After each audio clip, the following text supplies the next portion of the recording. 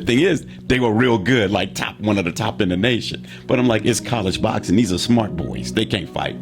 But my uncle's a professional boxer, so one of the things that I had I was the beneficiary of when he would have fights, professional fights. He get the gloves, right? So the gloves I would have those gloves in the neighborhood, and so we would have boxing matches. We had these things like these sandboxes, and we'd be boxing in the neighborhood because Baltimore is not a good city, even to this day. Is very downtrodden, and we were in downtrodden type situations. And so broken family at a young age, man, and wow, Baltimore I was introduced to hard knock life at a very young age. We're still rolling. I'm like, Dad, when we gonna get to the store? I don't know how far we had gotten before he said, "We not going back." Man, that just like, yeah, that was a devastating time, bro. That was a devastating time. So, I know I spent a lot of years without letting people get close to me. I ain't like talking about the deep family type issues. I ain't really want to get into it because it was a lot of pain. So today we have a very exciting podcast with my brother here, Carl. He is a graduate from the University of Reno. He was also once a Golden Glove champion. He has a resilience and determination. He had a successful career in finance, and since then he has become an entrepreneur.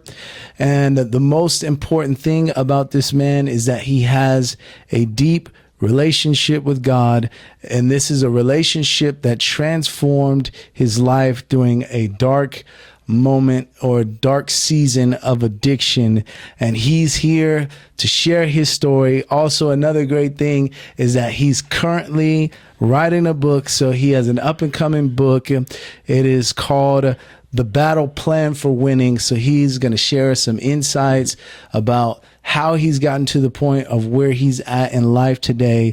And so we welcome to the podcast, the Mind of God podcast, my brother Carl. How you doing, bro? Right on, man. I'm doing well. Good to be here. I'm honored. I'm honored to be on your show. That's what's up. I'm glad to have you here with me today. So I want to start it off. My first question I have for you was, what was your upbringing like, and how did it shape your views on life and faith? Wow. So I go back. I was born and raised right here in Las Vegas.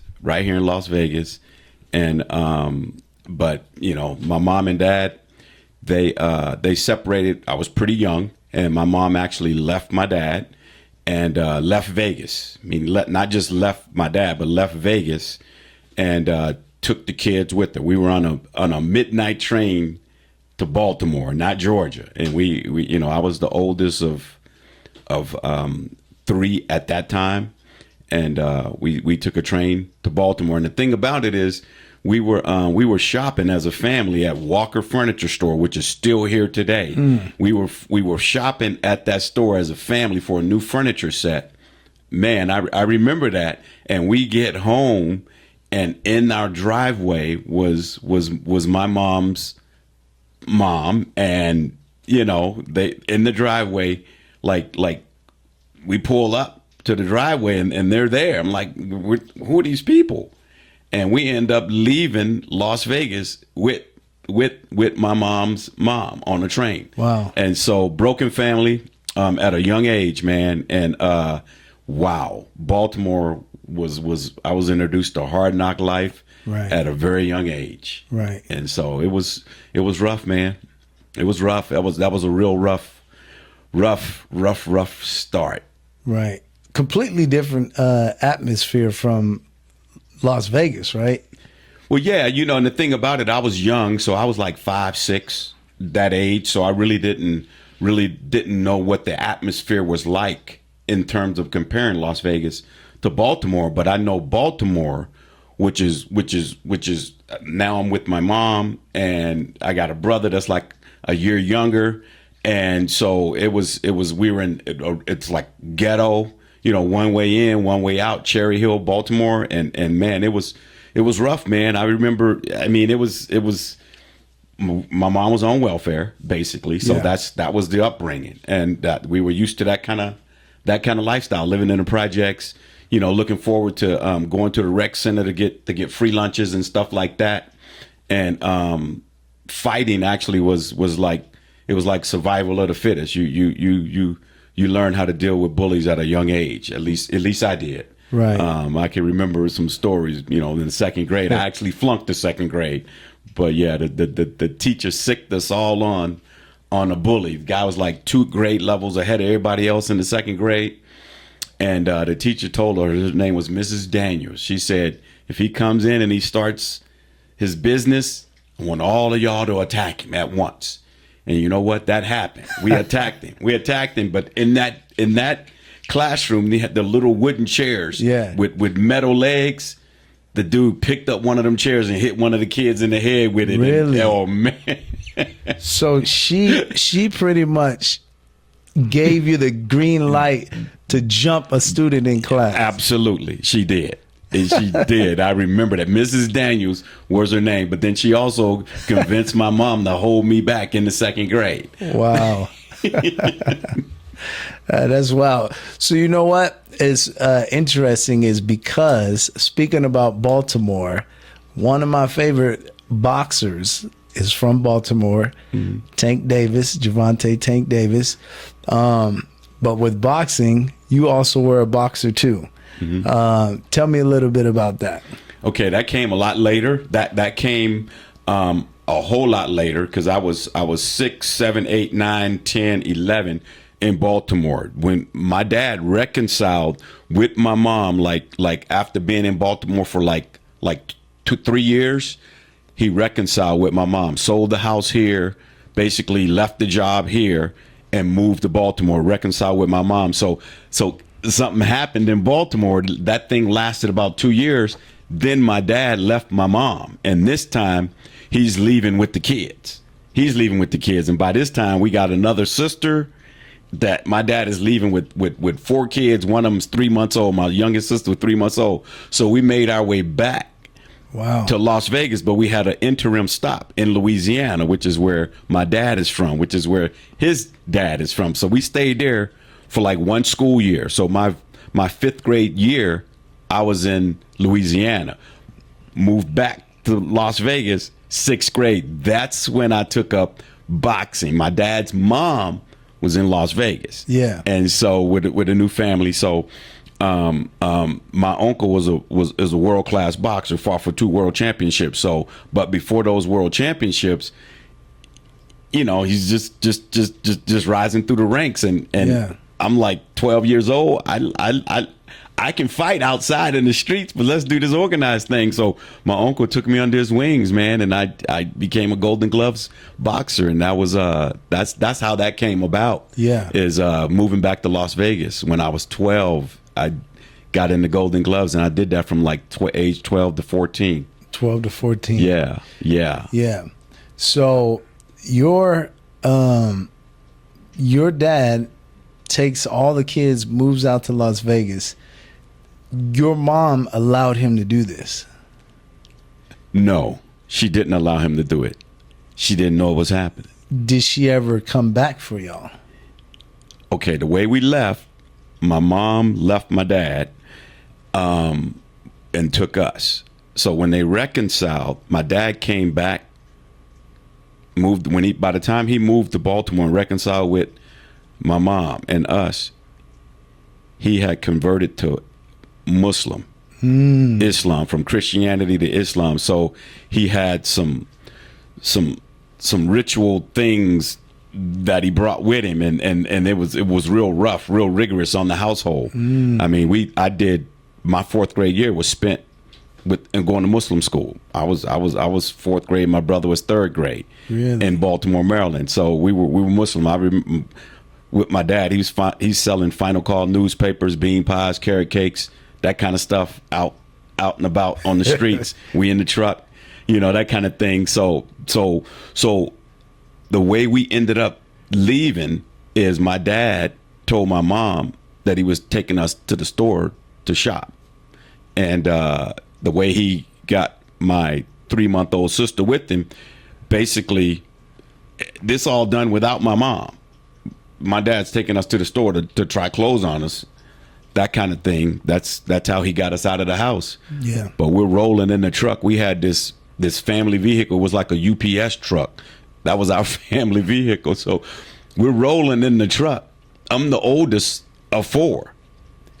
And we just keep on driving. We Yeah. just keep on driving. Baltimore's a big city, populated city back then. We keep on rolling.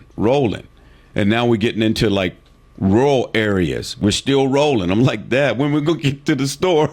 I don't know how far we had gotten before he said,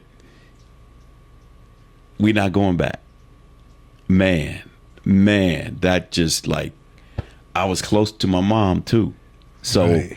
so he basically just took us unannounced, you know, and then as far as my mom trying to come and find us, this, that, and the third, she didn't have the means. Remember, we were on welfare, so she had money. Wow. And yeah, that was a devastating time, bro. That was a devastating time. So I know I spent a lot of years without letting people get close to me. I ain't like talking about the deep family type issues. I ain't really want to get into it because it was a lot of pain with that. You know, you're a little kid, you're going through that. Mom and dad not together, and boom, you with one for a while, then you're back together, then you're with the other one for a while, and it was kind of devastating. That was a devastating time, and so I spent a lot of time crying, a lot of time crying, bro. So she couldn't, and as far as making a report, well, he is our dad. She could have like called the police or whatever. Why not? I don't know why, but just you know, that's how that happened, man. Yeah, this sounds like something out of a movie right here. I never really heard this actually, like a dad actually getting away with the kids and this actually working out. Usually, you know, nowadays they sending out the Amber Alert and they gonna catch him pretty quickly, right? Right. So this sounds like something from a movie. And usually you don't have a dad going and getting all of his kids, young kids, and traveling with them. It's usually the opposite. The dads usually leave the scene, leave the situation, and just do whatever, and then, you know, may make visits or you know, periodically or whatever. But my dad went and reclaimed what was his, Right. and like was a father figure, that kind of thing. And his explanation of it at the time is my mom was pregnant and he thought she was cheating on him, pregnant by another guy. So that was the straw that broke the camel's back. As it turns out, she was pregnant by my sister. That really was my sister, Mary. Right. Yeah. So But his kid. Yeah. For real. Yeah, his kid for real. And so yeah, man, he did that, but so I didn't like that part, but I respected the part that he wanted his kids. He wasn't going to just leave us and not support us, you know, like, because we were in a bad way. Yeah. I don't know how we would have ended up, because Baltimore is not a good city, even to this day, is very downtrodden, and we were in downtrodden type situations. And I mean, it was like we were it's crazy, man. We were sleeping with the roaches, you know what I mean? That kind of thing.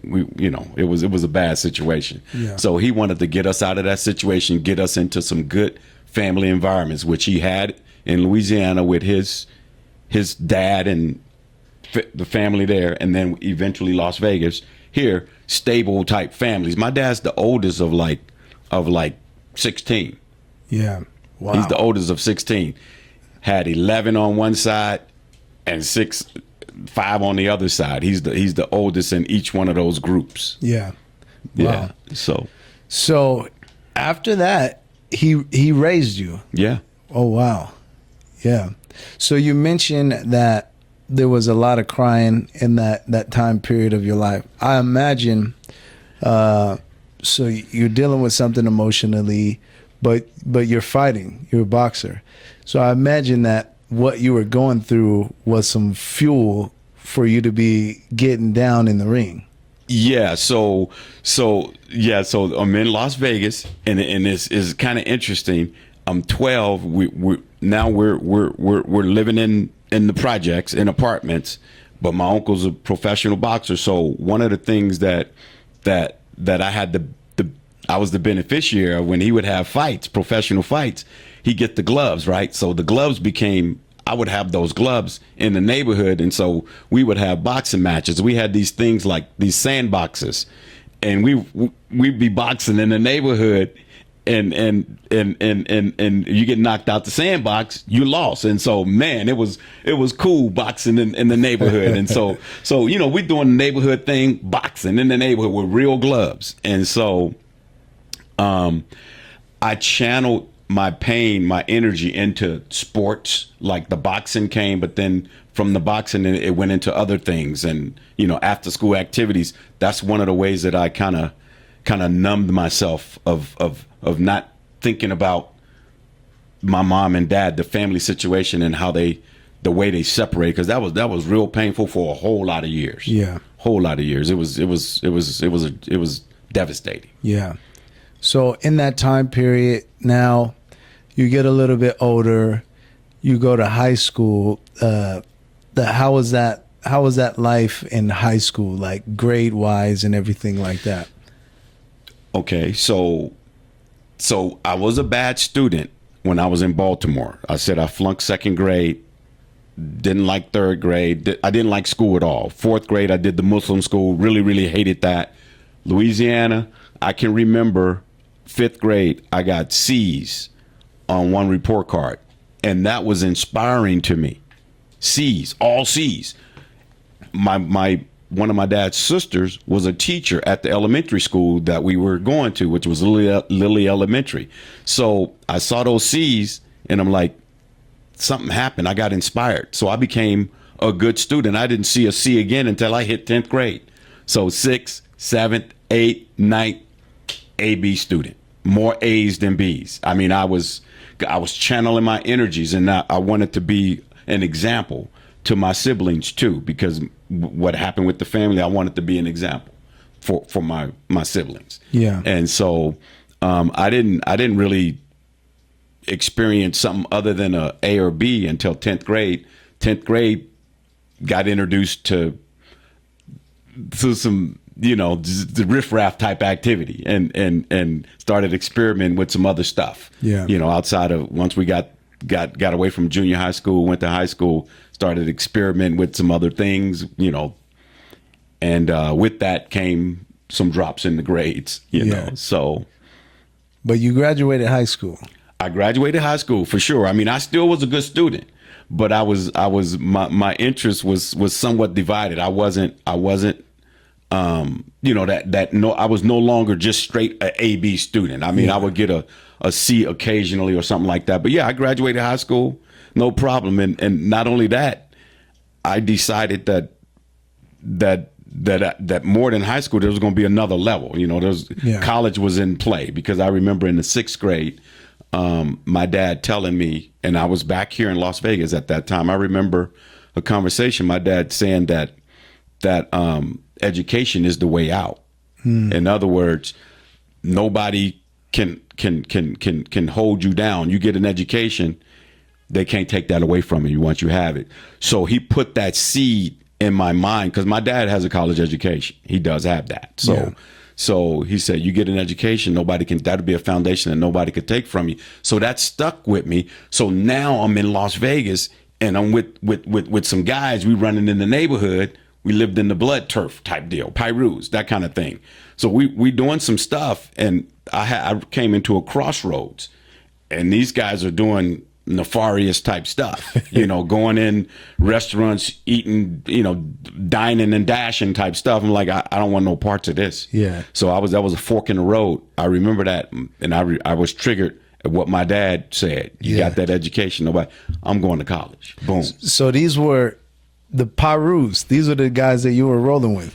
Well, they're in the neighborhood. Right. But I'm in the red territory. Yeah. Pyrus is there. That stuff started coming in the 80s, real big here in Vegas, and Yeah. I'm smack dab in the middle, right in the middle. Like I got a decision to make. Yeah. I mean, I could have been a leader of the blood gang, that Right. kind of thing. Right. So this is on the west side of Las Yes, Vegas. sir. West Yeah, side. yeah. Yes. Okay. Yes. Las Vegas. Yep. All right. So you end up going to college. You went to a university, Yes. the University Yes. of Reno.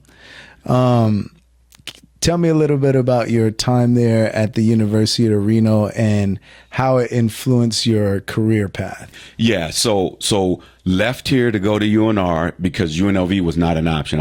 I needed to get away from home to go to school. And my initial idea was HBCU. I wanted historical black college, but I didn't do the prep work, didn't do the application type stuff. So you got to do that to go to college. So I can stay home and go to school, but I'm gonna get out of Las Vegas. So it was easy to get into UNR. So a buddy of mine, we both left here, went to UNR, no money. We stayed in Motel 6 for 2 weeks until some funding and stuff like that came through. Then it started coming through. We got a room.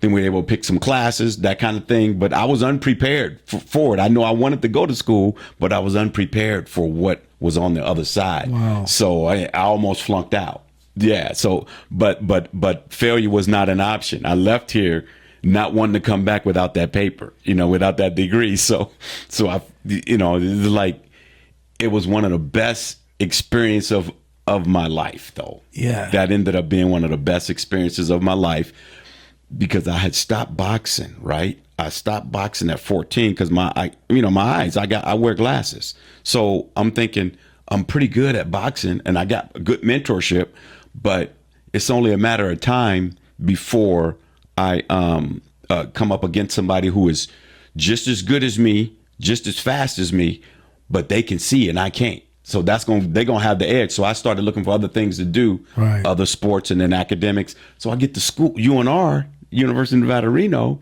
They got one of the best boxing teams in the country. So I'm thinking, these are college boys. They not fighters. I'm like, they doing my thing. I could do this and have fun doing it. And I'm gonna be good because I'm from the streets. They not from the streets. So I'm like, division don't matter. I'm gonna be all right up in this setup. So and the thing is, they were real good, like one of the top in the nation. But I'm like, it's college boxing. These are smart boys. They can't fight. That's my mindset. Yeah. So man, so I joined the team and So you started boxing again. I picked it back up, joined the team. Yeah, won Western Regional Championships. In fact, you stumbled on a paper and sent it to me years ago. That was the Western Regional Championships. I won that fight. But the paper you had, it had him smacking me in the head or something. That's crazy. They get that as the picture, and I'm the champ. So you won that fight. I won that fight. That's a championship fight. That was a championship fight. That was in San Jose or Santa Cruz, one of them spots. Yeah. Wow. I won the championship. I raised. That was Yes, sir. I won the Western Regional Championships. That deal. You sent me that. I'm like, they got a lot of nerve, man. Got him smacking me on the paper. Yeah. So did that end up turning into a scholarship or anything like that? No, it wasn't. It was more. It was like a club level type sport. Yeah. And so it did not. It did not turn into a scholarship. And I actually did it for 2 years, and then I kind of lost the eye of the tiger, and that was a turning point in my life too, to where I wasn't like an academic side, but I needed something else to be a part of the school. I needed something else because I wasn't enjoying school. And so I went to see a counselor, thinking about changing majors from business to psychology, that kind of thing. And the counseling, they come from the psychology discipline, talked me out of doing that. You should stay with the business, this, that, and the other. But I'm glad I went to see counseling.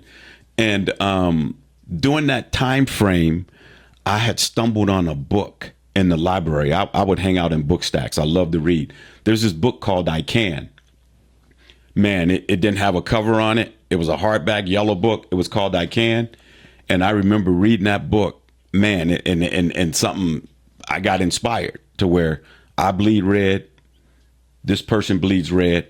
If they can do it, I can do it. Something hit me, and I'm like, I just got some new energy, and I started seeking other things, and so I pursued leadership on college campus. So I became a resident assistant, meaning I was in charge of residence halls, students, and stuff like that. But it paid for like room and board. It gave me some money, and I was able to plan activities. I did a whole lot of stuff, and then I got involved in student government, became Senate president. Then I ran for student body president. So it was like it gave me new life. So it gave me staying power. Yeah. So where I was able to graduate. Wow. Yeah, that's pretty incredible, because it sounds like to me you came from a city with this infrastructure based on gambling, right? And you pretty much went to UNR and took a gamble, and it worked out. Yeah, I guess you could say that. Yeah, it worked out. It was an amazing experience. I look back on it, and man, it's an amazing experience. My name, my imprint is still on the school to this day. I get invited to a lot of events because of my experience there, and it's amazing. I get invited to events that happens down here because UNR comes do a lot of stuff in the state in Las Vegas.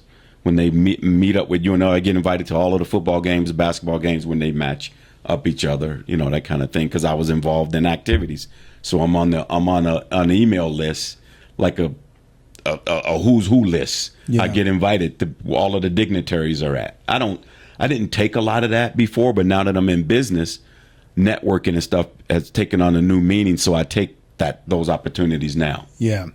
So you got your degree. What did you end up getting your degree in? I studied finance and accounting. So that's pretty much I got a lot of credits, man. I have a whole lot more credits than what was needed because I was in school for like 6.5 years. You should be done like 4.5 years. But I was into the activities and stuff, and that's what that gave me staying power. The activities. I could care less about the academic side, but you had to stay eligible to be involved in the activities, and that's really what helped me. But yeah, finance and accounting is what I finished with, and those are pretty much the kind of jobs that I've had. I've been able to have those kind of jobs, and I've been fortunate. Yeah. So then you get out of college. What did you do? Did you stay up there, or did you move back to Vegas? So I did. I stayed in Reno. I graduated in December 1989. I had taken a job with the Internal Revenue Service in 1988. And so I basically was, once I got done with school, I was still working for the IRS as an Internal Revenue agent. And then I actually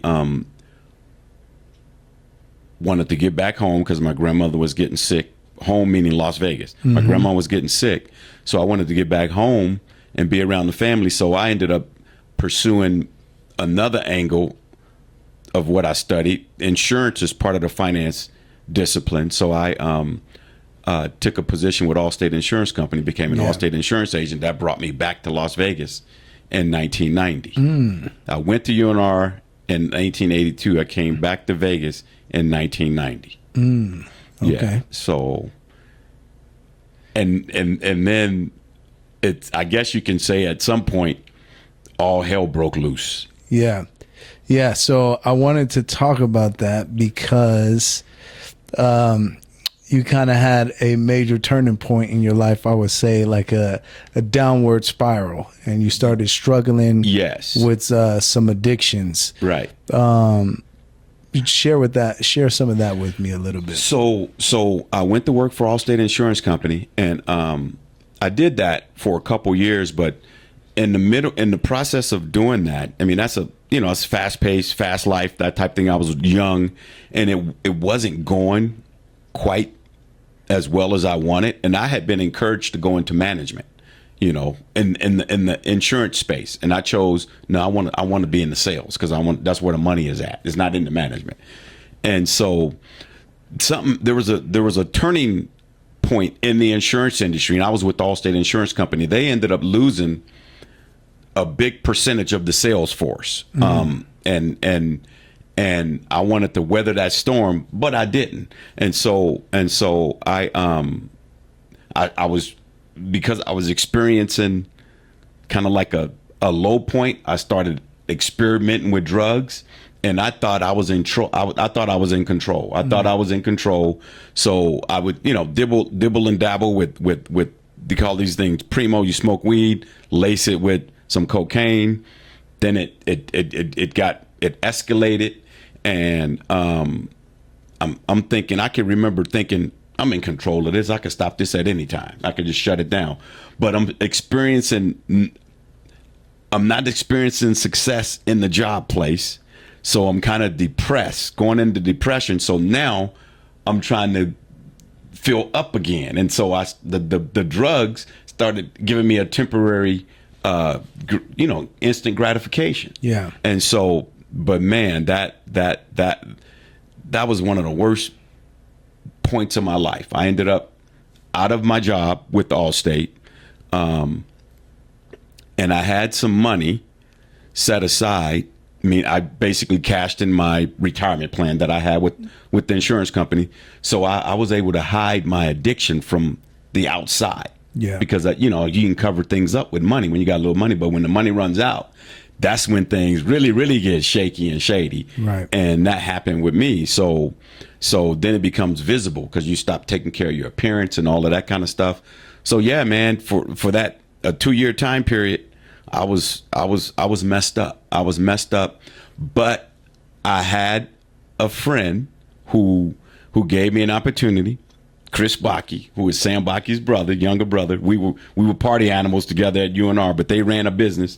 They ran their dad's business, and I basically went in and was part of their little team, and that was giving me some, I was able to make some money here and there.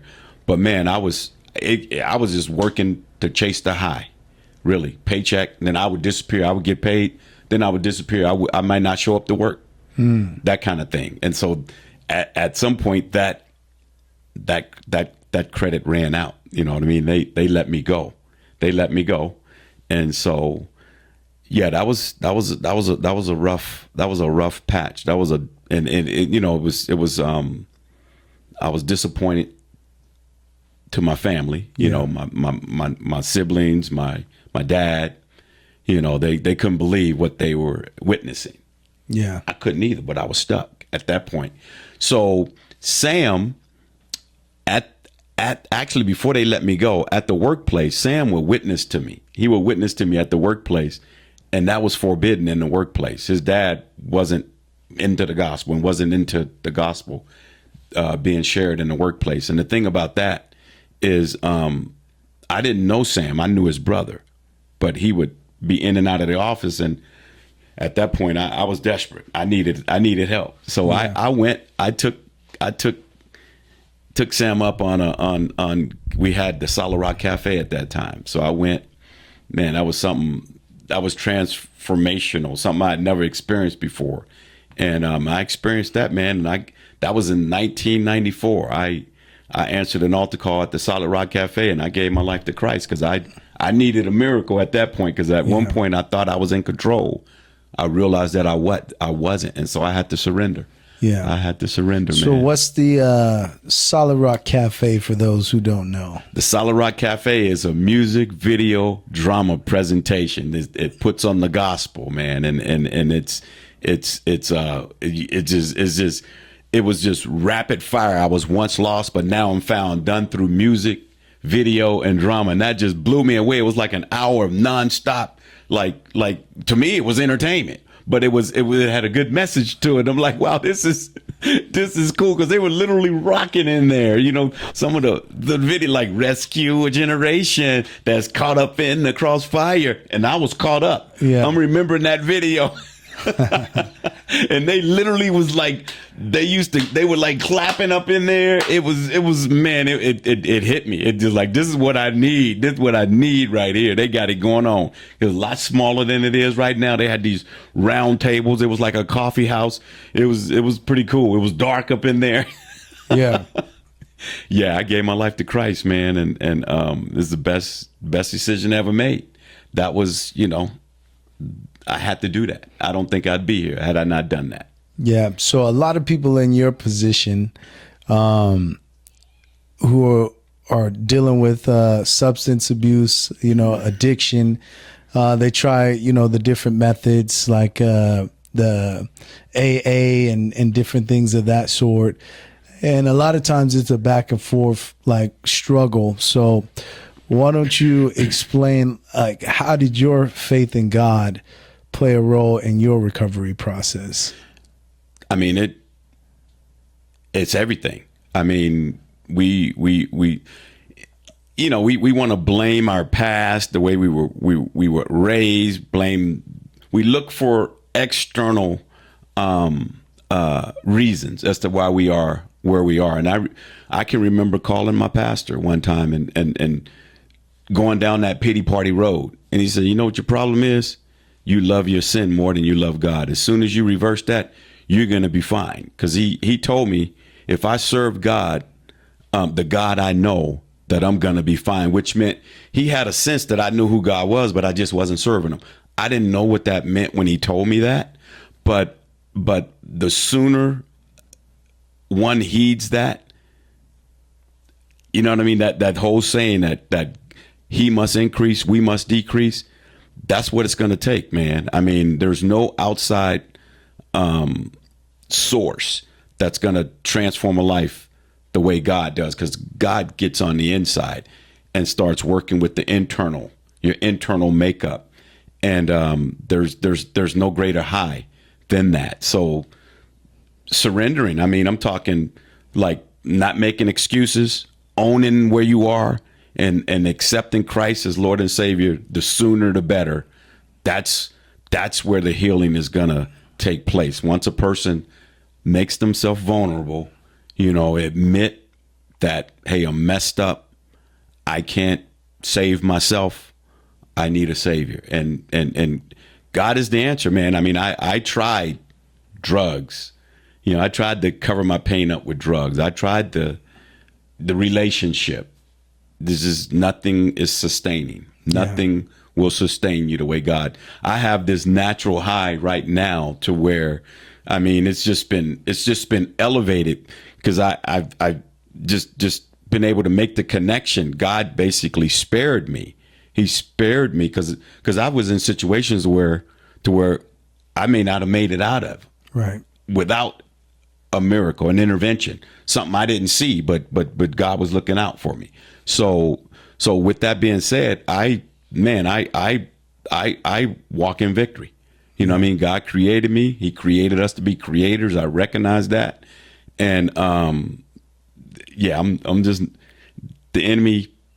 I just like to stay a step ahead of the enemy. And that's where the battle plan for winning comes into play. That just took me to a new level. Yeah. You know what I mean? Yeah. So for you, did it happen immediately, or did you go through some challenges when you were first getting saved? No, as far as the full surrender, no, it didn't happen right away. And the drugs, like, did it happen immediately, or? No, I would say it was about 10 months. 10 months. Roughly 10 months, but it was when I got exposed to the fellowship, the Potter's House Christian Fellowship, it was just these people spending time with me. I can't do nothing to them or for them, but they're spending time and investing in me. Mainly Sam, bringing me, traveling to get me to help me be a part of what this experience is, helping me to see the whole thing. And I got to see the whole fellowship from not just local, but I went to conference. And so still I still was like impacted by my flesh in the world. And so I remember the big turning point for me was 10 months in. I went on an impact team. We had a healing crusade in Reno. Wow. Well, Reno rang a bell with me. It's like I was painting the town blue for other reasons back in the day. Now I'm going back to witness to scathe the town, knocking on doors, talking about Christ, inviting them to a miracle healing crusade. That was another mind-blowing type deal. And so getting involved with an impact team really was transformative for me. That really talking about setting the captive free, that was a big turning point for me. And, once I accepted Christ, there's been one or two times where I attempted to turn my back on God. But other than that, man, it's been a ride that's worth the journey to continue riding. Yeah. Yeah. I mean, obviously I met my wife in this fellowship, got married in the fellowship, had a Jesus People wedding, had 2 kids. They were born and raised in this fellowship. So, God really blessed my life. So no, it wasn't right away. I had to surrender because I grew up with in the Baptist church with being religious. You know what I mean? So there was a lot in me that had to be beat out of me. Yeah. Yeah. A lot of false beliefs. Yeah. Yeah.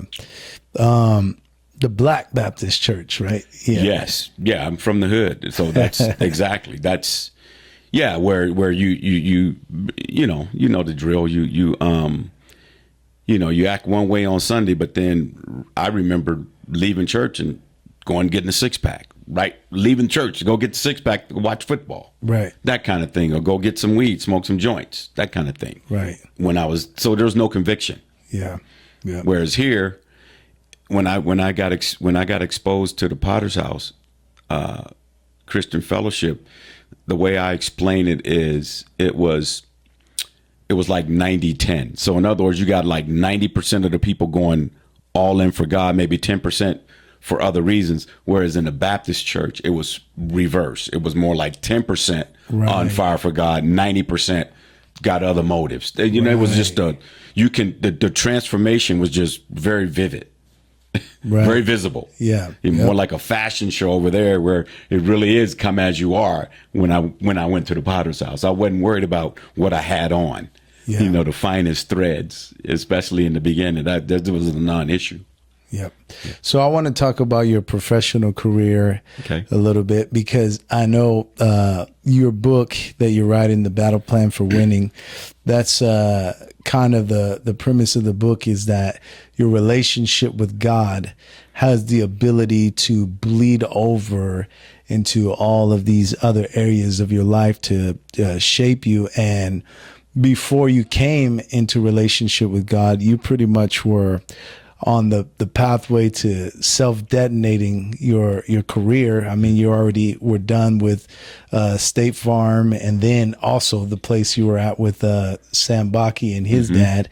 And so it was just spiraling down, but your relationship with God restored all of that, and you ended up having a successful career in finance, and now you have your own business ventures that you're working through. So how did your experiences impact your business philosophy? So you started out with the battle plan for winning. The way that came about was really, it was during COVID. During COVID, that put everybody in a situation to where it was a time to take a step back and reflect on where you are, and it like a reset, so to speak. So for me personally, 2020, in January of 2020, there was a legislative act in Nevada that kind of made our business, Citywide School of Insurance, obsolete. Meaning I did pre-licensing insurance, where we train agents that sell life, health, property, and casualty insurance. We did that for more than 20 years. I've had like 26 years of doing that kind of work, teaching in that arena. And they made they put in a requirement to where it was no longer required for an agent to go to a school like ours and get a 80% pass rate before they can get a license. They actually could bypass us and go and get a license right away, that kind of thing. So they can self-study. Whereas before, it was recession-proof, that business, because they had to come to a school like ours. if you wanted to be an agent, you had to come to a school like ours, and we were pretty good. So that in 2020, January 2020, that happened. So already I'm thinking I got to look for something else to do. Well, I'm a budget coordinator for the university. I'd been doing that at that point for 19 years up to that point. So I'm doing 2 gigs at once, kind of under the same roof. But the university part was something I never wanted to do. I was recruited to do that, right? By the guy that inspired me to start my own school. Basically, I started Citywide School of Insurance, brought Sam in. We did a joint thing, and I was able to do that under the umbrella of the university. Well, the person that inspired me to do that was building out university divisions, recruited me to help run departments and stuff like that on the finance side. I didn't want public education. So he helped me start my school, or inspired me to start my school by giving me space without having to pay. So I'm like, well, he helped me. So you know what? I need to help him. It was a temporary gig that ended up being 21 years. I was actually able to retire with benefits doing that, something I reluctantly did. So here's the deal. Back in 2020, COVID hits, right? And everybody, now we're remote in that line of work. We're working from home, which is cool. But still, I don't want to be there. Even 21 years in, I never wanted to do that anyway. Citywide School of Insurance was the reason I was holding on. Now Citywide School of Insurance is kind of no longer, even though it still exists, but we don't have leads. So this thing is not me, this public education, for a lot of stuff you're hearing in the news right now. But anyways, now we're going to have to go back. We got to go back to work. Well, it's mandated that we take the shot. We got to be vaccinated to go back. And I'm like, I grew up in and around health food stores, homeopathic approach to health insurance. So if you want me to take an experiment, it ain't going to help me. I'm like, I'm in charge of my own health. So you want me to take a shot that's not even, it's not even proven, that kind of thing, or I'm going to lose my job. So I talked to Pastor Lamb. I'm like, this is the battle that I'm willing to die on. I'm not taking a shot for a job, for a check.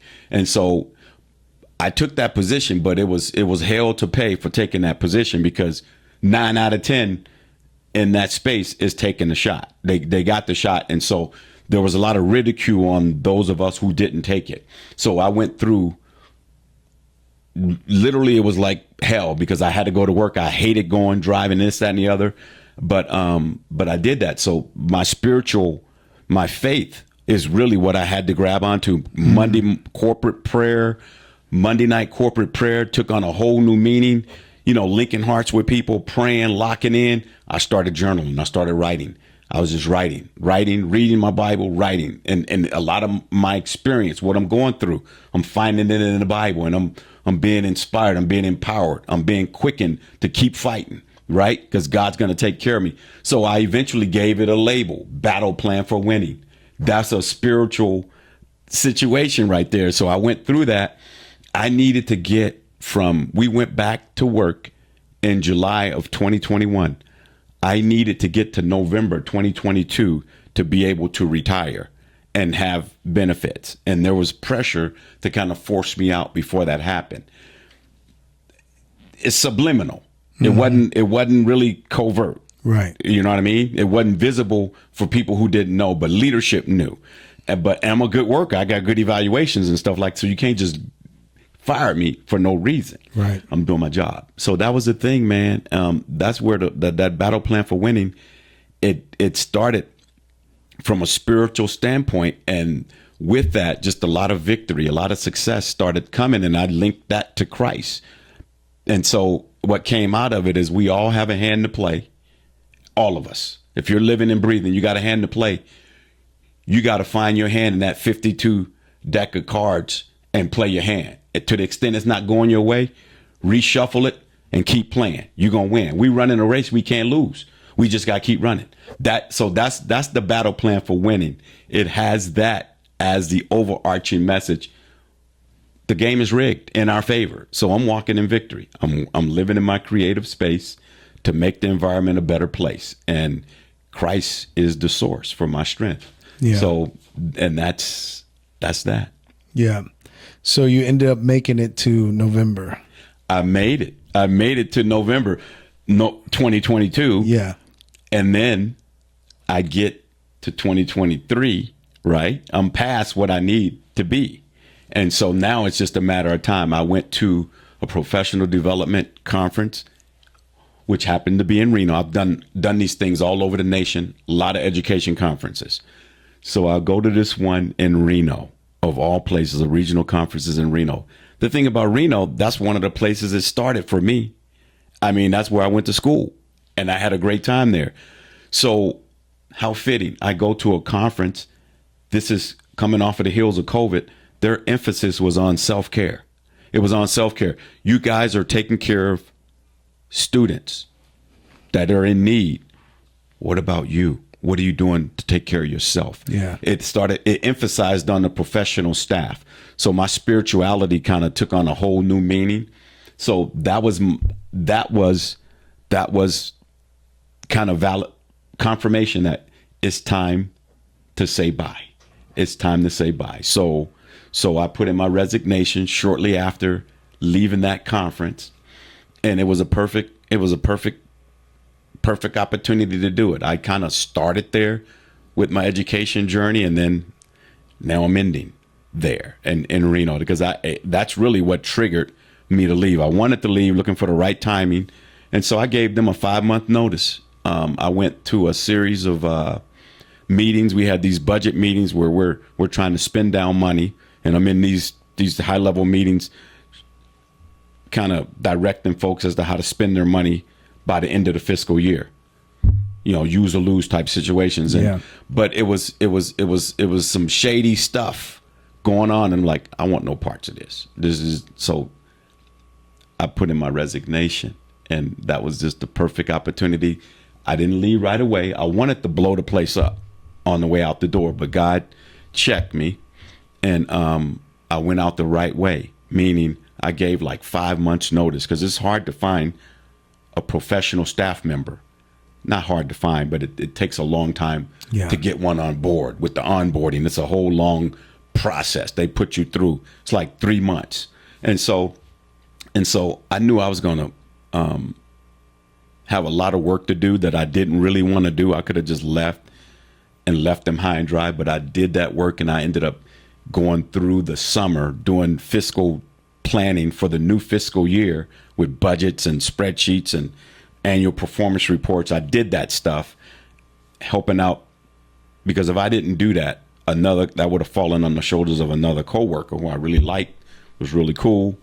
And so I hung around until they got somebody hired, trained, and I did it the right way, because I was able to go back in and solicit to do some work while I'm out on I'm a private citizen now. I can still do business, whereas if I had went out the way I intended or originally thought, I would have blown that up. I wouldn't have had that opportunity. So yeah, I retired, and man, it was the best send off ever. Yeah. I mean, I was a dead man walking in that workplace, but I felt like a hero the way they sent me off.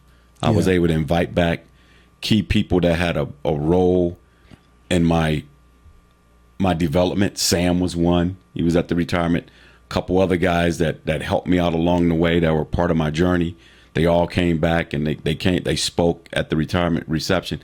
It was an amazing, it was like a high. It was a natural high. It wasn't a crack high, a cocaine high. It was a natural high. It felt really, really good. Yeah. For like, I had Christmas in August, all the way through the rest of 2023, from August 25th all the way through until the new year came. It was amazing. Yeah. So someone's professional career could be pretty impactful, and I even believe that God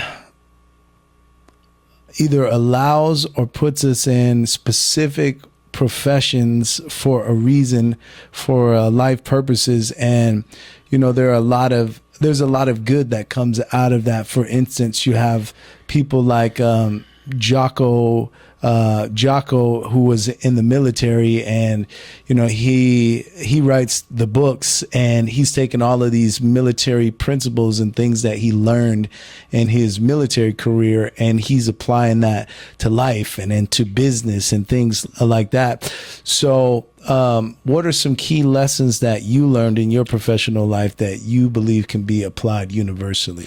Yeah. So basically the source of my strength is my faith and belief in God. So translating that into business principles, I have, basically I've wrapped my principles up. My mission statement is wrapped up in the 4 F's: faith, family, freedom, finances. That's the finances is just the tool that makes everything happen. But faith, I'm a child of God. Family is very important to me. I mean, I'm the breadwinner. I'm the patriarch of my family. I lead by example. And then freedom. I'm a life, liberty, and pursuit of happiness guy. But as for me and my house, we're gonna serve the Lord. And then the finance part, obviously, finance and accounting. That's my background. Basically, I run my business with those principles in mind, and I look for players, team members. I want to know what they think on those things. And then I've just added few other components. They got to be what I call she ready to be a part of that make my wheel go. Cause I have a wheel, like a rim. If you could visualize a rim with 4 spokes, the 4 spokes are the 4 F's: faith, family, freedom, finances. Sewing into those things, keep the wheel going, keep the needle moving forward. I've developed she ready also. Doesn't mean the person have to be a woman, but I've been looking at adding some pieces to what I'm doing. She ready is they got to be smart, hungry, and energetic. Because I'm getting older, I don't have a whole lot of time to mess around with folks who aren't ready. Yeah. So, but obviously my faith and belief in God is the key, but people need to be grounded with principles. Yeah. And that's more sustainable. Yeah. Yeah. So you spoke about how or what inspired you to write the book, which I believe that's incredible how that all came together. So with the book, what message do you hope to convey to the readers? So the book, it's basically, it deals with overcoming adversity. It deals with overcoming adversity because no matter, you live long enough, you're going to have adversity, no matter who you are. Obviously, being grounded in Christ, with my mindset that we've all been dealt a hand. And as Christians, we have a winning hand. We just got to play it. I don't look at somebody else's hand the way they're playing their hand. I play the hand that God's dealt me. I'm going to win. I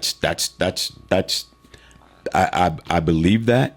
I don't want to lose the plot. I want to get to that question you asked. Formulate it again. Yeah. What message do you hope to convey to your readers? Yeah. So really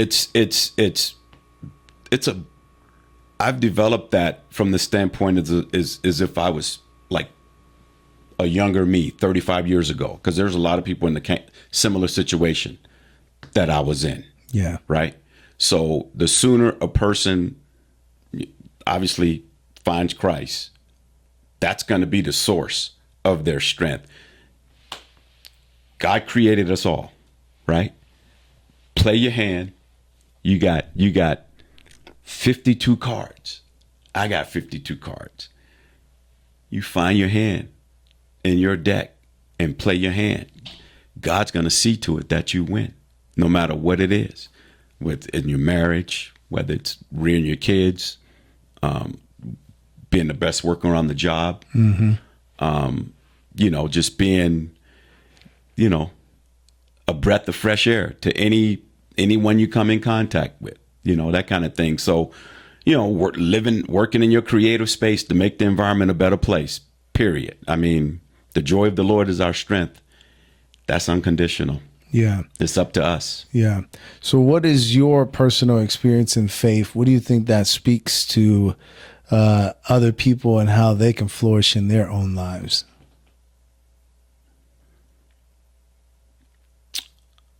I'm not sure. Ask that again.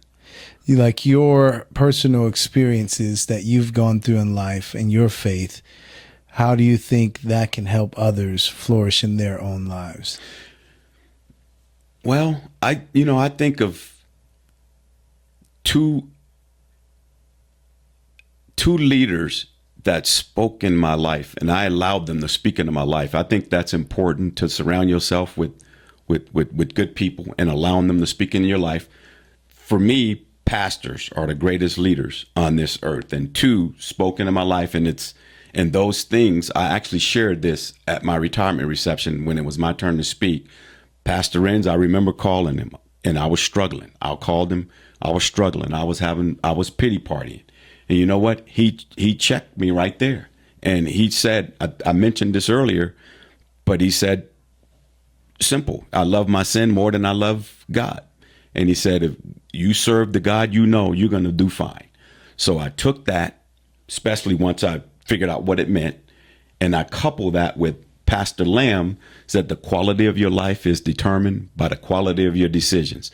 That right there, man, you start making good decisions. And we know when we've not made good decisions. You start making good decisions, baby steps, one after another. Then it's a way of life. It's a way of life. And then you fall down, you got to get back up. The sooner you get back up, the better. Yeah. Because we're running a race, we can't lose. We just got to keep running. The only way you lose is if you stay down.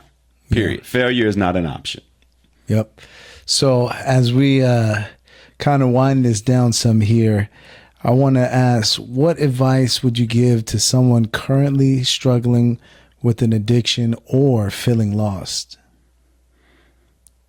Man, seek help and seek help. That usually is rooted into someone that's wrapped up in themselves, and wrapped up in ourselves. We're a small patch. You got to seek help, and really the best help is not isolating, sharing that with somebody, because preferably a Christian. Yeah. Because we have the answers. We have the answers, and we can't be afraid to speak truth to power. I mean, once I would say, make yourself vulnerable and God's going to help you. Make yourself vulnerable. God's going to help you. Temporary pain for long-term healing. Yeah. You spoke on something that I think is can be very instrumental in somebody's life, and that's pretty much coming under headship and a pastor and somebody that can speak into your life.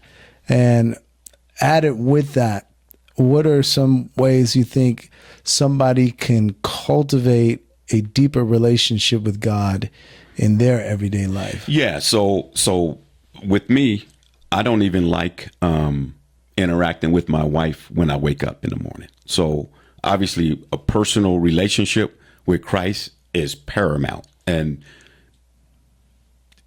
we have this flesh, and the devil will use any little thing to keep us distracted. So personally, I pray, I read my Bible every morning. I don't take days off. I read my Bible. I think witnessing, because we minister who we are. Don't be afraid to give your testimony. Don't be afraid to share the gospel. We minister who we are, and that's on the job. Be the best worker on the job. The basics are reading your Bible, praying, fellowshipping, and witnessing. Yeah, those are four pillars, and then man, you can take off like a rocket ship from there. Yeah. So Yep. I hope that's along the lines of where you were wanting to go. But those are some of the things that keep me. Those are sustainable. Yeah, no, that's a very good answer. And then my last question is, what are your plans and aspirations for your future, both personally and professionally? Yeah. So I do a lot of mentorship type work, because you minister who you are, reach one, teach one. I'm a real big advocate of that. I kind of come from that space. Yeah. With helping those that are less fortunate. I mean, and right now it's with I'm highly skilled in the money management area. And so obviously I'm writing a book, and the book will address a few things that helps out folks. I help entrepreneurs, with doing things the right way, because I'm a big compliance guy. There's a right way and there's a wrong way to do a business, and the sustainability comes with doing it the right way. Yeah. So I'm trained in doing things the right way. So definitely imparting that. I personally, man, this is crazy. I've been blessed. I started 4 companies, and I've been recruited to help lead another 4. You know what I mean? I'm doing my thing, and I get recruited to help somebody do their thing. So obviously I'm writing a book that's a personal memoir, and it's a big spiritual component. I've got, I got CG Unlimited, which is a management consulting company, and offshoots of that, I have 4F Capital Group, which is Faith, Family, Freedom, Finances. That's the 4 F's. And then I have another. Those are LLCs. It's like a lending real estate folks that fix and flip homes. Being a lender for that kind of space. From a business standpoint, I'm working on those things. I'm the executive director for New Song Generation, which is it's this situation where you got at-risk kids, which again, I came from that space with the university. At-risk kids like the public school system that don't like school. They need a hand up type of thing. They don't like school, but they might like music, right? New Song Generation is an organization that marries music, something that someone likes. Take that same person, they don't like school, marry them together, and now we're taking something they like, we're marrying it with something they don't like, and they're going to become a good student in the process and get through, because you got to get through school. The way it is, the way the system is now, you're supposed to go through school and get a diploma. Yeah. So it's designed with taking kids that are struggling, turning them into success stories, and it's a spiritual component to the New Song Generation. My kids are a part of that. Yeah. You probably don't know about that situation. No, that was new to me there. New Song Generation. Yeah, we got a website, got videos, YouTube expression, testimonies. Okay. Yeah. So thanks, man. Some key takeaways. Everybody out there, you're paying attention just to, what a tremendous story Carl has, pretty much of being an overcomer. If you heard him keep saying about the 52 cards that we're all dealt in life, saying that, some people, the first cards you get in your hand, they may not be the best ones, right? But if you seek God, because the Bible says you seek God first and the kingdom of God and his righteousness, that all things shall fall into place. And so pretty much the principle that he's been, or the foundation that he's been living his life off of for these last, how many years has it been? Salvation? Yeah. 31. Last 31 years is that if you do that and you just seek God for a reshuffling of that hand, and you play your part in the role, that, you can't just sit back just believing that God is going to make something appear out of thin air, although he can do that and sometimes he will. But you also have to be taking the practical steps and working on yourself, growing yourself, improving, and believing that you can win the battle, right? That you can overcome the battles of life, that you can overcome the battles of your family circumstances, your marriage. You can overcome the battles of parenting. You can overcome the battles of struggles in the workplace, whatever life throws your way, that you can overcome. And you can be victorious and you can be a winner. And so, Carl, thank you so much for sharing your story, your insights. It's phenomenal to hear.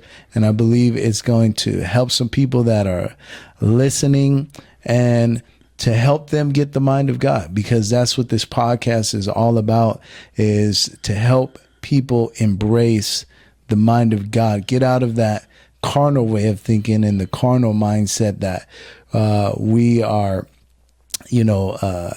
that we fall into because of our human nature, but to seek the mind of God. And so I really believe that this is going to help some people with that. Do you have any social media links that you can shout out there for anybody that can tap in with you on any social media or anything? Yeah, I have a LinkedIn profile.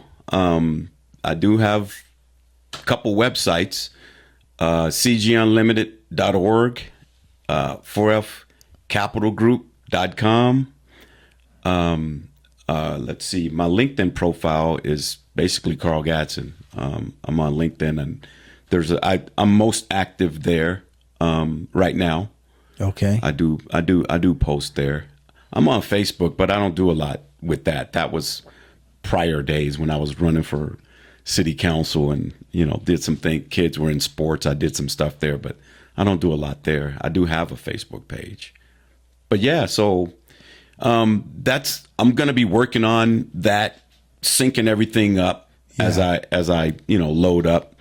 At some point this year, the earlier part of this year, I'm adding value. I'm doing a money management course on Wednesdays. I teaching some entrepreneurs money management deals. So I'm doing some adding value the first quarter, meaning through March, and then second quarter we're going to transform, but there'll be a bigger social media presence, putting everything together.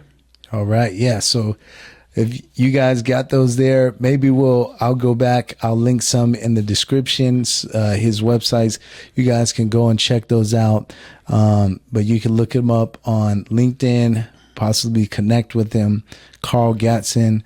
I'll leave his name in the description so you can go and look that up. Maybe you can even, just any type of way you maybe can be able to connect with them, future business, anything, mentorship, to where he can be able to help you out. But that's all we have for this episode. You guys stay tuned in for the next episode. My promise is that we're going to continue to build off of these conversations that we're having, try to get the best people in for you to help you get the mind of God. And so until next time, we're out.